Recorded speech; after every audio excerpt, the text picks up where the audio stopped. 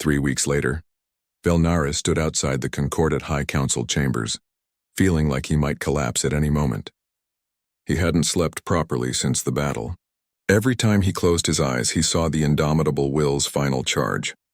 Heard Captain Hyemen's voice asking who would stand with humanity. Watched Jiwon run toward the breach with that grenade in her hand. The medical staff had tried to help. They'd given him medications to suppress his stress responses, offered counseling with trauma specialists.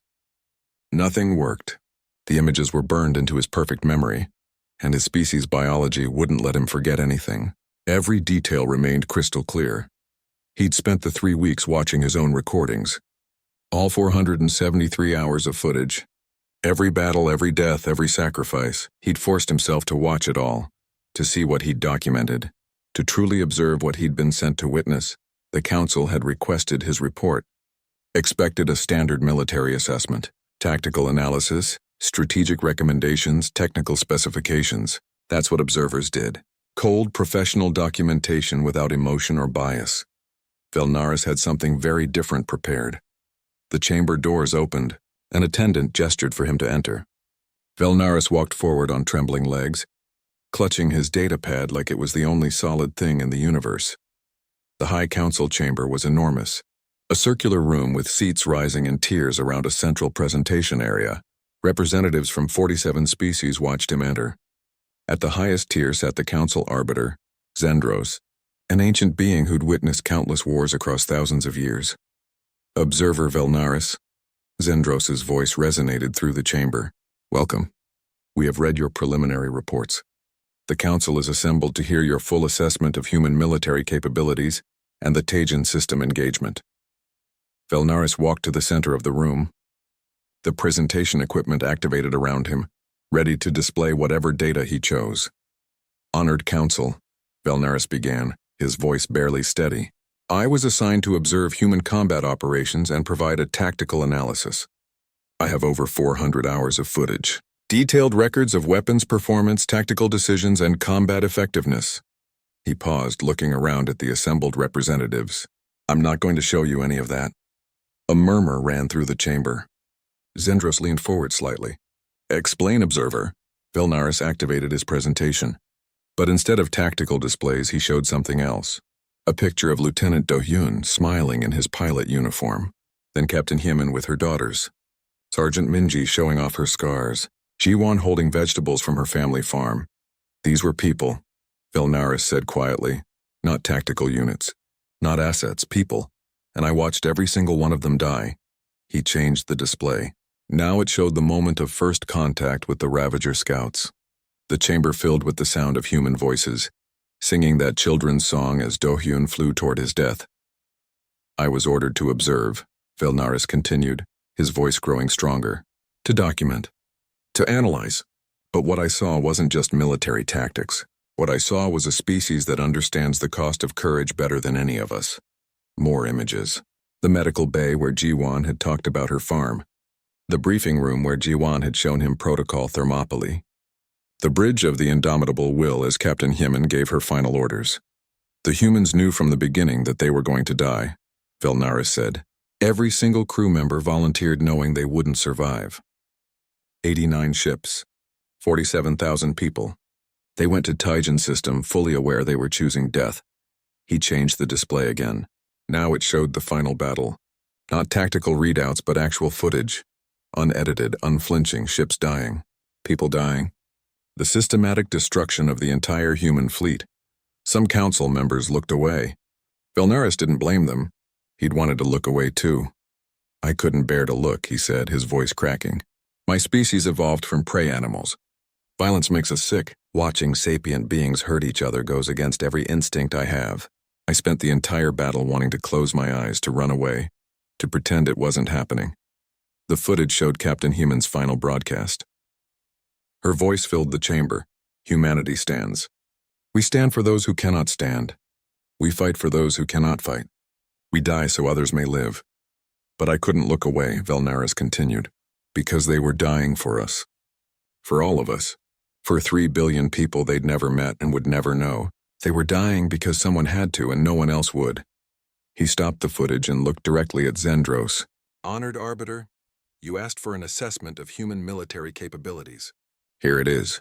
Humans are the most dangerous species I have ever encountered, not because of their weapons or their tactics, but because they can look death in the face and choose to move forward anyway. Velnaris's hands shook as he continued. Private Jiwan was 18 years old. She was supposed to take over her family farm. She showed me pictures of apple trees and rice fields. She was wounded, barely cleared for duty, and when the Ravagers breached the hull, she ran toward them. Not away. Toward. She sealed that breach with her own body and saved 30 people. The display showed Jiwan's helmet footage, the picture of her family. Her final words. Several council members made distressed sounds. Lieutenant Doyen was a pilot who loved his ship like it was alive. He sang children's songs to calm his nerves. When his fighter was crippled, he didn't eject. He aimed at the largest enemy target and sang all the way into impact. More footage. More deaths. More sacrifice. Commander G1 made me evacuate while his ship died around him. Captain Heeman sent her crew to escape pods while she stayed to pilot her carrier into the enemy fleet. I met these people, talked to them, learned their stories, and then I watched them die. Velnaris turned to face the full council. And where were we? Where was the Concordat when humanity was bleeding for us? You all read the initial reports. You knew the humans were outnumbered 40-1. You knew they needed help. And no one came. The chamber erupted. Representatives shouted, some in defense, others in agreement. Zendros raised a hand for silence. Observer Velnaris, the Arbiter said carefully, you were sent to document, not to accuse. Then I'm exceeding my mission parameters, Velnaris replied, surprised by his own boldness. Because someone needs to say this. The humans bought time for 3 billion refugees. The cost was 47,000 human lives. Every single one. They died alone, with no support, no reinforcements, no help from any of the species they were protecting. He activated the final piece of footage, the moments after the battle showing the debris field, the empty space where a fleet used to be, 89 ships destroyed, 47,000 confirmed dead. Only 3 humans survived, and they were in escape pods that I was forced into. The human expeditionary fleet no longer exists. It was annihilated in 14 hours of continuous combat. Velnaris looked around the chamber, meeting the eyes of as many representatives as he could. I was ordered to observe humans in battle, but I couldn't bear to look. Not because they were terrible, but because they made me feel the weight of every death. They made me understand what it means to sacrifice, and they died believing that we would honor that sacrifice. He set his datapad down. So here's my assessment, Honored Council. Humanity is capable of things we cannot imagine. Things we're too comfortable to attempt. They showed us what it means to truly stand for something. The question now is, are we worthy of what they gave us? The chamber was silent. Even the background equipment seemed to have stopped humming. Velnaris felt suddenly exhausted, like he might collapse right there. Finally, Zendros spoke. This is highly irregular, Observer Velnaris. This is not the report we expected. I apologize, Honored Arbiter, Velnaris said quietly, but I couldn't give you dry statistics while their voices are still in my head. I couldn't reduce them to numbers while I can still see their faces. You were traumatized, Zendros observed. You should have recused yourself. Every member of this council should have been traumatized, Velnaris shot back. Because 47,000 people died while we did nothing. And if we're not haunted by that, then we're the problem. Another long silence. Then one representative stood. A Therman military officer. The observer is correct. We failed them. We let humanity stand alone, another stood. An Axorite civilian leader. My people were in that evacuation convoy. Humanity saved 200 million of my species. We owe them more than reports and assessments. More stood. One by one, representatives rose until more than half the council was standing. Silent acknowledgement of debt, of shame, of determination to do better. Zendros looked at the standing council members, then back at Velnaris. What would you have us do, Observer? Velnaris hadn't expected that question, but the answer came immediately. Remember them, all of them, by name, and never let it happen again. Never let one species stand alone while the rest of us watch from safety. And the Ravager swarm? Another council member asked. They're still out there. Still a threat? Then we stop them, Velnaris said firmly. Together. Like we should have done at Tajin. We honor humanity's sacrifice by being worthy of it. The bridge of the Indomitable Will was silent when Velnaris arrived. Every screen showed the same thing. The Ravager main fleet emerging from faster-than-light travel at the edge of the system. The tactical display couldn't even count them all properly. The number kept adjusting upward. 3,000 vessels. 4,000. More still coming. Captain Hyemen stood at her command station, hands clasped behind her back, face completely calm. She could have been watching a training exercise instead of the arrival of an unstoppable force. All ships report ready, the communications officer said quietly. 89 vessels holding position. The evacuation convoy is at 73% capacity. They need 14 more hours, 14 hours. Velnaris looked at the fleet comparison on the tactical screen. 89 human ships versus over 4,000 Ravager vessels. The humans were outnumbered more than 40 to 1. It was impossible. There was no tactical scenario where the humans survived this. No strategy that could overcome such odds. And yet no one on the bridge seemed surprised or panicked. They'd known all along. Commander Jiwan noticed Velnaris and gestured him over. Observer, I need to show you something. He led Velnaris to a small briefing room off the bridge. Inside, a holographic display showed fleet deployments and tactical plans. But what caught Velnaris' attention was a single document floating at the center. Protocol Thermopylae, Jiwan said quietly, named after an ancient battle on Earth. 300 soldiers held a narrow passage against an army of hundreds of thousands. They all died, but they bought time for their people to evacuate. Velnaris felt his stomach's twist. You planned this. From the beginning. We volunteered for this, Jiwan corrected. Every captain, every crew member. We all knew what we were signing up for. This isn't a battle we intend to survive. It's a delaying action. We hold the line until the evacuation is complete, and then... He gestured to the tactical display. Velnaris saw it then. The final phase of the protocol. Every human ship, when critically damaged, was to set collision course with as many Ravager vessels as possible. Turn themselves into missiles. Maximize the damage even in death. You're all going to die, Velnaris whispered. Yes, Jiwan said simply. But 3 billion people are going to live. That's a trade we're willing to make. The Concordat should have sent more ships, Velnaris said, his voice rising with anger. You shouldn't have to do this alone. It's not fair, Jiwan smiled sadly.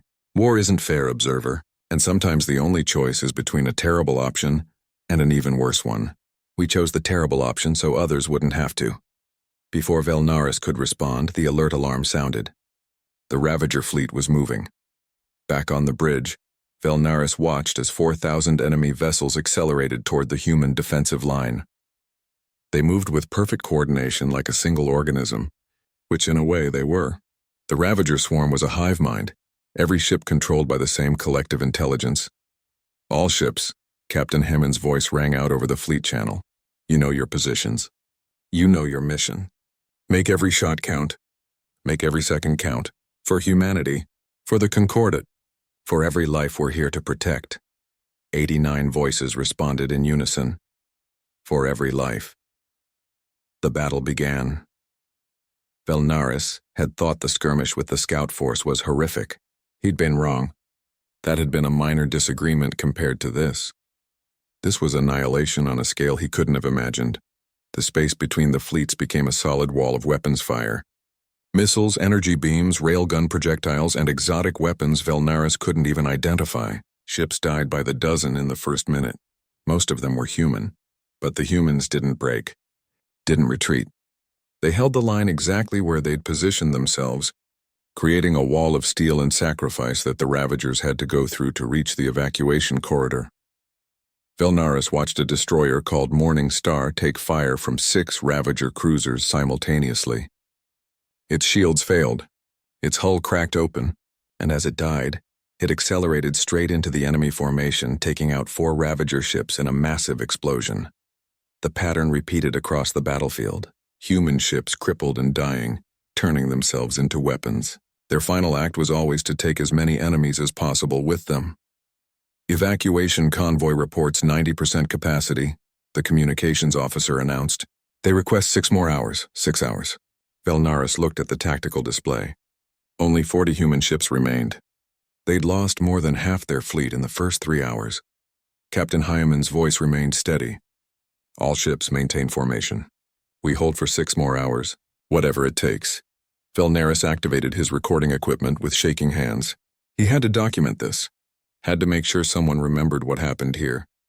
Even though every second of footage was another image he'd never be able to forget. He watched a carrier called Defiant Promise evacuate its crew to escape pods, then remote pilot the massive ship directly into a Ravager dreadnought. Both ships vanished in a flash of nuclear fire. He watched a frigate called Last Stand fight off Ravager boarding parties for 2 hours with only 17 crew members left alive.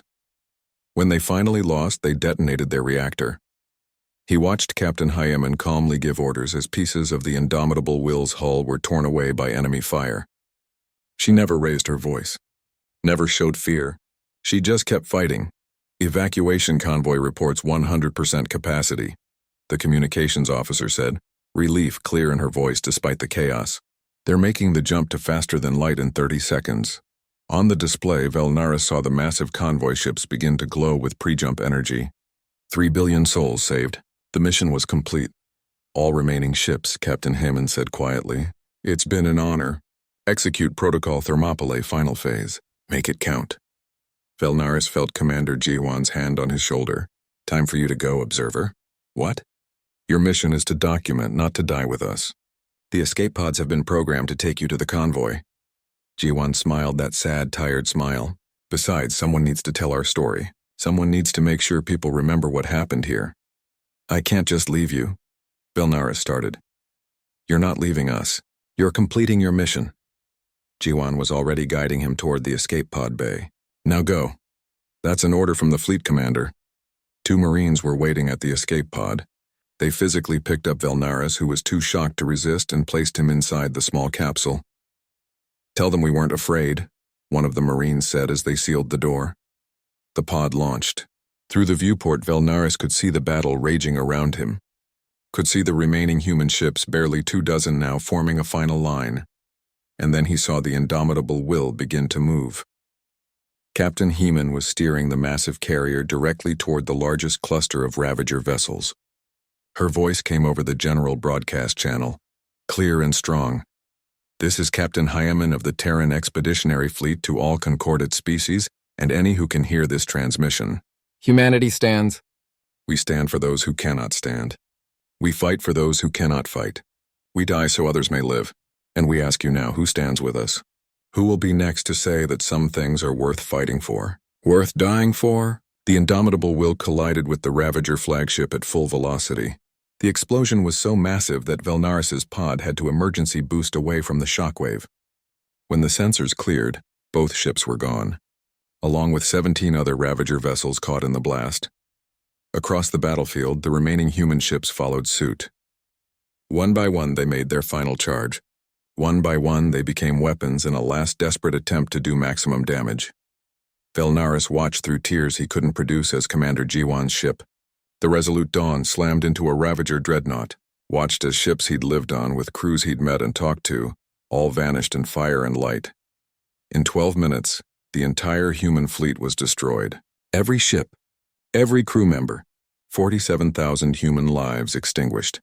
But when the sensors cleared, they'd taken over 600 Ravager vessels with them. More than half the enemy fleet was destroyed or crippled, and the evacuation convoy was safely away, carrying 3 billion refugees to safety. Velnaris's escape pod was picked up by a concordate rescue ship 6 hours later. By then, the Ravager fleet had retreated to consolidate and repair. The Tajan system was empty except for debris and the dead. When they opened the pod, Velnaris couldn't speak. Couldn't move. Could barely function. He'd watched an entire fleet sacrifice itself. Watched thousands of people he'd met die for others they'd never even known. He'd been ordered to observe humans in battle, but he couldn't bear to look, and he couldn't look away. Velnaris couldn't sleep. His quarters were comfortable enough. The humans had even adjusted the temperature and lighting to match Quilvan preferences. But every time he closed his eyes, he saw the crew walking through the corridors with that strange mixture of fear and acceptance on their faces. He'd spent the evening meeting people. Captain Hyeman, who commanded the Indomitable Will, had sharp eyes and a quick smile. She'd shown him the bridge and explained their defensive positions with professional pride. She talked about tactics and weapon ranges like she was discussing the weather. She also had a picture of two small children taped to her command console. "My daughters," she'd said simply without elaborating. Then there was Sergeant Minji, who led one of the Marine squads. Her arms were covered in scars, each one with a story she seemed happy to share. "This one's from a training accident. This one's from a boarding action against pirates. This one's from when I was 8 and tried to climb a fence." She'd laughed at that last one. Laughed about a childhood injury while sitting in a room full of weapons designed to kill. Lieutenant Do-hyun had been the worst, somehow. Young, maybe 25 human years, with nervous hands that never stopped moving. He was a fighter pilot, and he'd talked non-stop about his ship like it was a beloved pet. "She's fast, pulls 9 Gs in atmosphere, and the targeting computer responds to neural inputs." He'd grinned. "We'll give them hell before they take us down." Before they take us down. Not if before they all knew. Every single human on this ship knew they were going to die. And they'd volunteered anyway. Velnaris had tried to ask why. Captain Himon had just looked at him with those sharp eyes and said, "Because someone has to. And we can." It wasn't an answer that made sense to him. The alarm yanked him from his restless thoughts. Red lights flashed throughout the ship, and a calm human voice spoke through the communication system. "Contact confirmed. Multiple Ravager vessels detected at system edge. All hands to battle stations." Velnaris scrambled out of his sleeping pod and rushed to the observation station Commander Jiwan had set up for him. It was a small room adjacent to the Combat Information Center, with screens showing every sensor feed and communication channel. He could see everything but remain out of the way. The screens came alive with data. Velnaris's hands shook as he activated the recording equipment. This was what he'd been sent to observe. On the main display, he could see them. Ravager ships, dozens of them, moving in perfect coordination like a school of predatory fish. They were organic in design. All curves and dark purple flesh stretched over bone-like frameworks. They looked alive, hungry. "Scout Force," Captain Hyamon's voice crackled over the command channel. "Maybe 40 vessels. They're testing our defenses." "All fighters launch," Commander Jiwan ordered. "Show them what we've got." Velnaris watched as small specks detached from the human carriers. 200 fighter craft, each one piloted by a human who was now accelerating toward the enemy at speeds that would crush most species. His screen showed individual pilot feeds. He could hear them talking to each other. "Blue Squadron, form up on my wing. Got visual on the targets. They're bigger than the briefing said. Stay tight. Remember your training." And then one voice singing. Lieutenant Do-hyun's voice, clear and slightly off-key, singing what Velnaris's translator identified as a children's song from human culture. Something about stars and dreams and going home. The Ravager ships opened fire first. Beams of purple energy lanced through space. 3 human fighters vanished in bursts of flame and debris. Velnaris felt his stomachs clench. The human fighters returned fire, and the space between the fleets became a storm of weapons discharge and explosions. Velnaris watched, unable to look away as humans and Ravagers killed each other in the black void. "Gold 7 is hit. Gold 7 is..." The transmission cut to static. "This is Red Leader, I've lost port thrusters." Going ballistic, more deaths. More voices cutting off mid-sentence. Velnaris's hands trembled as he tried to take notes, tried to maintain professional detachment. But all he could think was that these were people. People with names and families and favorite songs. Then Do-hyun's voice came through again, breathless and urgent. "Command, this is Blue 3. I'm heavily damaged. Reactor's critical. I can't make it back." A pause. Then Commander Jiwan's voice, gentle but firm. "Understood, Blue 3. You have permission to proceed at your discretion." "Thank you, sir." Do-hyun's voice was steady now. "It's been an honor." Velnaris watched on the tactical display as Do-hyun's fighter changed course, accelerating directly toward the largest Ravager ship. He was still singing that children's song. The words about stars and dreams and home. The other pilots picked it up. One by one, dozens of human voices joined in, singing in harmony as Do-hyun's ship slammed into the Ravager dreadnought's power core at a significant fraction of light speed. The explosion was so bright that the sensors automatically dimmed. When they cleared, both Do-hyun and the dreadnought were gone, along with 6 other Ravager ships that had been caught in the blast radius. The remaining Ravager scouts retreated. The humans had won. The cost was 43 fighters destroyed, 43 pilots dead. The command channel was quiet for a long moment. Then Captain Heeman's voice, barely a whisper. "Log Lieutenant Do-hyun for commendation. Full honors. Acknowledged, someone replied, their voice thick with emotion. Velnaris turned off his recording equipment with shaking hands. He stood up and immediately vomited into the waste disposal unit the humans had thoughtfully provided. His species' response to extreme stress. He heaved until there was nothing left. There was a soft knock on his door. Commander Jiwan entered carrying 2 cups of something steaming. He handed one to Velnaris without comment. Tea, Jiwan said. My grandmother's recipe. It helps. Velnaris took it with trembling hands and sipped. It was warm and slightly bitter and somehow comforting. I'm sorry, Velnaris whispered. I'm so sorry. This is my first time seeing actual combat. I didn't expect— No one expects it, Jiwan interrupted gently. He sat down across from Velnaris, his own tea cradled in both hands. Not really. Even those of us who've seen it before. Every time it's still a shock. How do you do it? Velnaris asked. How do you watch your people die and stay calm? Jiwan was quiet for a long time. I'm not calm, he finally said. I'm just practiced at pretending. And I remember why we're here. 3 billion people are getting evacuated right now because we're buying them time. Do-hyun knew that. He chose this, but his family will grieve, as they should. Jiwan looked at Velnaris with those tired, kind eyes. But they'll also live. That's what matters. Velnaris wanted to argue that it didn't have to be this way, that the Concordat should have sent more ships, that it wasn't fair for humans to bear this burden alone. But the words died in his throat because Jiwan already knew all of that. They sat in silence, drinking tea while outside the ship, recovery crews collected the remains of fallen pilots. Later, Velnaris tried to watch the footage he'd recorded. He made it through 3 minutes before he had to stop. He couldn't bear to look at Do-hyun's final moments, couldn't bear to hear that song again, but he also couldn't look away. This was his job. This was what he'd been sent to document, so he forced himself to watch, forced himself to see what humans were willing to do, and with each minute of footage he felt something breaking inside him, something that couldn't be repaired. The main Ravager fleet would arrive in 3 days. This had just been the beginning. The medical bay smelled strange to Velnaris. Chemical and organic scents mixed together in a way that made his sensitive nose twitch, but he'd requested access and Captain Heeman had granted it. He needed to understand, needed to find some way to make sense of what he'd witnessed. Dr. Sunwoo looked up from a medical terminal as Velnaris entered. She was shorter than most humans he'd met, with gray hair pulled back in a practical style and deep lines around her eyes. She looked exhausted. Observer Velnaris, she said, managing a small smile. Commander Jiwan said you might visit. Looking for answers? I'm looking for understanding, Velnaris replied. He gestured to the beds around them, most empty but a few occupied by injured crew. How do you work here, knowing what's coming? Sunwoo set down her data pad and leaned against the counter. I'm a doctor. People get hurt and I fix them. That's what I do. She paused. Even if I know they'll probably just go back out and get hurt again.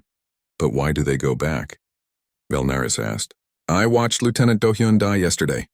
He had time to eject, time to save himself, but he chose to attack instead. I don't understand that choice. Sunwoo considered this for a moment. Has anyone explained human evolution to you? Velnaris nodded.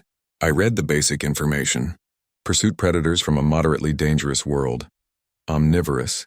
Social structure based on family groups and larger tribal associations. That's the facts, Sunwoo said. But here's what it means. My ancestors survived by being tougher than everything else. Not stronger, not faster, but more stubborn. They chased prey for days until it collapsed from exhaustion. They survived droughts, ice ages, predators, diseases, and each other. Humans didn't evolve to be the best at anything. We evolved to refuse to quit. She pulled up a holographic display showing human anatomy. We're built for endurance. We can keep going long after our bodies should shut down. We have this chemical called adrenaline that lets us ignore pain and fear when we need to. And we have this stupid, wonderful thing called abstract thought that lets us choose to do things even when we're terrified. Your species evolved to override survival instincts? Velnaris asked, horrified. Exactly. Sunwoo smiled sadly. We're not fearless, observer. We're afraid all the time, but we learn to act anyway. Do-hyun was probably terrified when he aimed his ship at that dreadnought. But he did it because he could make a difference. Because saving others mattered more than saving himself. Velnaris felt dizzy. His species, the Quilvan, were evolved from prey animals. Their every instinct screamed to run from danger, to preserve the self above all else. The idea of deliberately choosing death was almost incomprehensible. "Is everyone on this ship that way?" he asked quietly. "Everyone here volunteered," Sunwoo replied. "We're all choosing to be here, choosing to risk everything." She looked at the sleeping patients. "Some of us will survive. Most won't. But those 3 billion people in the evacuation convoy will live. That's what matters."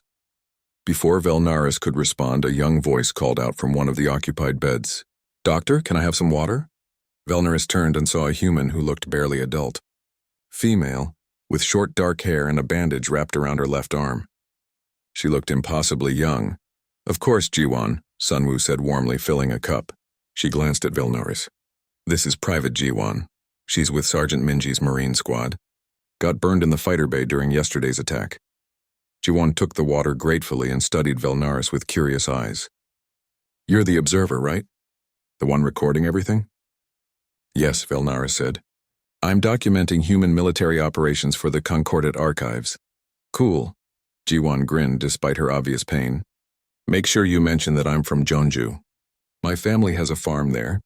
They'll get a kick out of me being in official records." Velnaris found himself moving closer. "Tell me about your farm." Jiwon's whole face lit up. For the next 20 minutes, she talked about rice fields and apple orchards and the old barn that her grandfather built. She showed him pictures on her personal data device. Her mother standing in front of flowering trees. Her father on a tractor waving at the camera. Her younger sister Yona, making a silly face with a basket of vegetables. "I was supposed to take over the farm," Jiwon said softly. "That was always the plan. But when the call went out for volunteers, I knew I had to go. My parents didn't understand. They were angry, but I told them that if the Ravagers aren't stopped, there won't be any farms left. There won't be any Earth left." "How old are you?" Velnaris asked, though he already knew from her file. 18. Just barely made the minimum age for military service. She laughed. "Sergeant Minji calls me the baby even though I'm taller than her." 18. Not even fully mature by human standards, and she'd volunteered to die. The alert alarm shattered the moment. The calm voice over the communication system. "Hull breach, Section 7. All Marines to deployment stations. Ravager boarding action confirmed." Jiwon was out of bed before Sunwoo could stop her, moving toward her equipment locker despite the doctor's protests. "My squad needs me," Jiwon said firmly, pulling on her armor with practiced efficiency. She grabbed a rifle from the rack, checked its charge, and headed for the door. "Private, you're injured," Sunwoo called after her. "Just a burn." "Doc, I can still fight." Jiwon paused at the doorway and looked back at Velnaris. "Nice talking to you, Observer. If I don't see you again, make sure you tell my mom I made something of the farm girl, okay?" Then she was gone, running toward the sounds of combat. Velnaris stood frozen for a moment before rushing back to his observation station. His hands shook as he activated the internal security feeds. He had to find Jiwon's squad. The corridor displays showed nightmare scenes. Ravagers had breached the hull in 3 places, pouring into the ship like a flood of purple chitin and razor claws. They were insect-like, each one twice the size of a human, with mandibles that could cut through metal, and the humans were fighting them hand to hand. Velnaris found Sergeant Minji's squad on level 7. 12 humans in armor, fighting against 30 Ravagers in a narrow corridor. Their rifles lit up the darkness with energy bolts. When the rifles ran dry, they drew blades. When the blades broke, they used fists and boots and helmets. He watched Jiwon take position behind a barricade, firing controlled bursts into the Ravager swarm. Her movements were precise despite her injury. Professional, she'd been trained well. The Ravagers adapted quickly. 3 of them broke through the defensive line, scattering the Marines. Velnaris watched in horror as Sergeant Minji went down under a Ravager's claws, her armor torn open. Jiwon moved without hesitation. She sprinted toward the breach point, toward the hole in the hull where more Ravagers were climbing through. Velnaris wanted to look away but couldn't. The feed showed Jiwon pulling a grenade from her belt. She was shouting something, her voice distorted by her damaged helmet comm. The other Marines were yelling at her to fall back.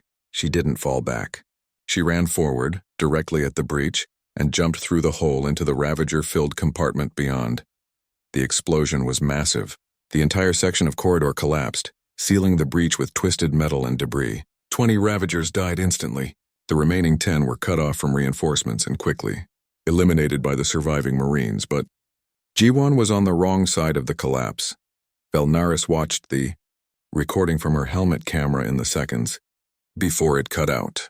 She was looking at a picture in her hand, the one of her family at the farm. Her last words were captured clearly. "Tell my mom I made something of the farm girl." Then static. Velnaris turned off the display and sat in the dark observation room. He was shaking so badly he couldn't stand. His species didn't cry, but he made a keening sound that was close enough. She'd been 18. She'd talked about apple orchards and rice fields. She'd shown him pictures of her family with such joy in her voice, and she'd run toward death without hesitation because it would save her squad. Commander Jiwan found him hours later, still sitting in the dark. "I can't do this," Velnaris whispered. "I can't watch anymore. I was ordered to observe, but I can't bear to look." Jiwan didn't say anything for a long time. Then quietly, 30 crew members survived that breach because of Private Jiwan, including Dr. Sunwoo. "She was just a child," Velnaris said.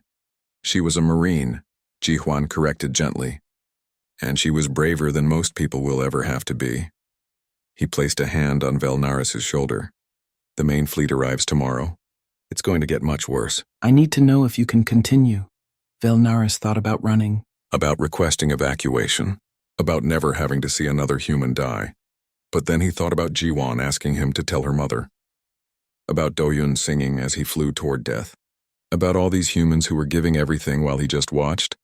"I'll stay," he said, his voice barely a whisper. "Someone needs to remember them." "Yes," Jiwan agreed. "Someone does." Velnaris stood in the cold white hallway outside the director's office, his thin fingers trembling against the datapad he carried. Through the transparent walls of the orbital station, he could see the stars scattered like dust across the black void. Somewhere out there, the Ravager swarm was consuming everything in its path. 12 civilizations had already fallen silent. 12 worlds of art, music, history, and life had been reduced to nothing but organic matter for the swarm's endless hunger. He had studied the reports, read every testimony from the few survivors who managed to escape.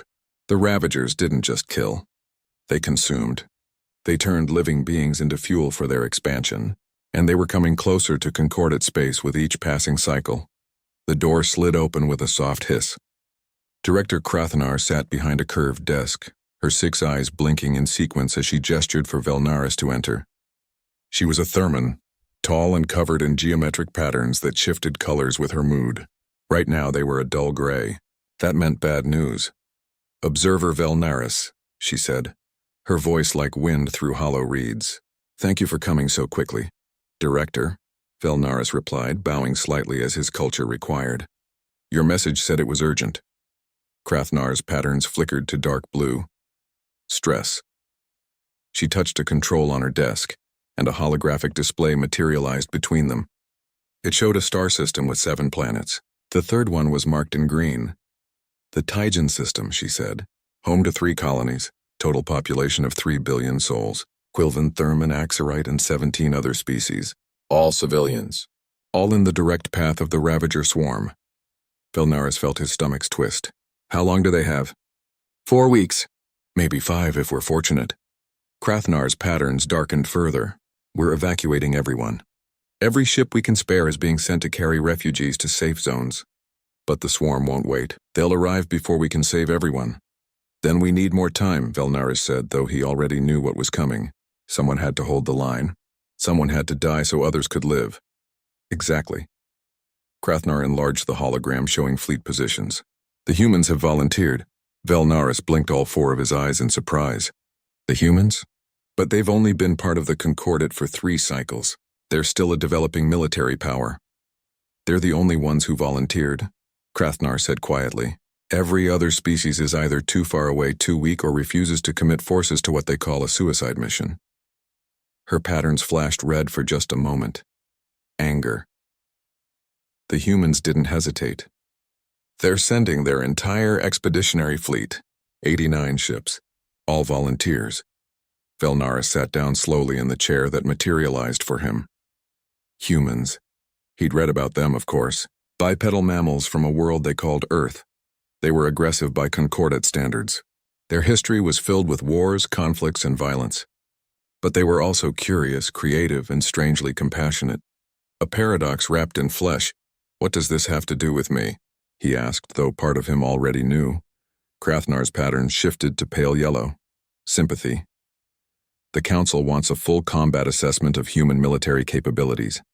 You're our best xenoanthropologist. You've studied 43 species in detail. Your observations are always thorough and accurate. I study cultures, Velnaris protested, his voice rising. Art, music, social structures.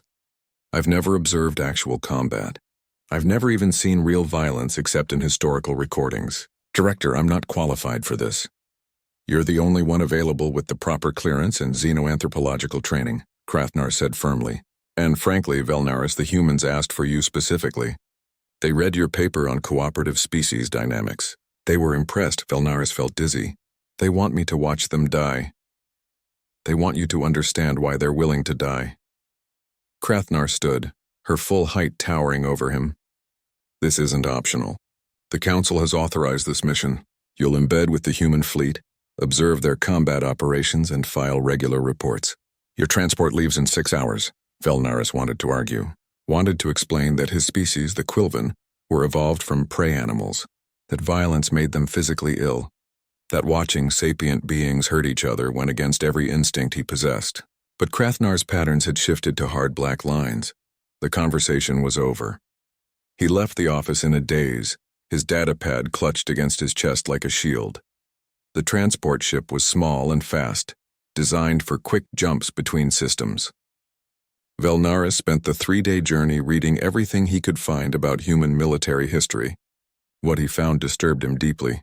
Humans fought constantly. Their homeworld had seen thousands of wars. They had nearly destroyed themselves with nuclear weapons in their industrial age. They had concepts like total war and scorched earth that made his skin crawl. They wrote songs about battles. They built monuments to their dead. They seemed almost comfortable with violence in a way that no other concordate species was, but they also had words like mercy and sacrifice and courage. They told stories about heroes who gave their lives for others. They had strict rules about protecting civilians and treating prisoners with dignity. They were capable of terrible brutality but also extraordinary kindness. Velnaris didn't understand them, and that terrified him more than anything. When the transport finally dropped out of faster-than-light travel in the Tajan system, Velnaris pressed his face against the viewport and stared. The human fleet was already in position, forming a defensive perimeter around the evacuation routes. Their ships were blocky and utilitarian, covered in armor plating and weapon ports. They looked like they were built for one purpose only: war. The transport docked with the human flagship, a massive carrier called the Indomitable Will. As the airlock cycled open, Velnaris took a deep breath and stepped through. A human was waiting for him, tall by human standards, with dark hair starting to gray at the temples and eyes that looked tired but warm. He wore a dark blue uniform with 5 golden marks on his collar. Commander rank, Velnaris recognized from his research. Observer Velnaris? The human asked, pronouncing his name carefully. I'm Commander Jiwan. Welcome aboard. He extended his hand in the human greeting gesture. Velnaris reached out with his own 3-fingered hand and felt the warmth of human skin as they shook. Jiwan's grip was firm but gentle. Thank you for having me, Commander, Velnaris said, his translator rendering his words into human language. Jiwan smiled, but it didn't reach his eyes. We're glad you're here. Someone should tell our story. He gestured down the corridor. Let me show you to your quarters. We have about 30 hours before the swarm arrives. I want you to meet the crew before things get difficult. As they walked through the ship, Velnaris saw humans everywhere. Young and old, different skin colors and body types, all wearing the same uniform. They were checking weapons, running drills, and talking quietly among themselves. Some were laughing. Some looked scared. None of them looked like they expected to survive, and Velnaris realized with growing horror that he was going to watch all of them die.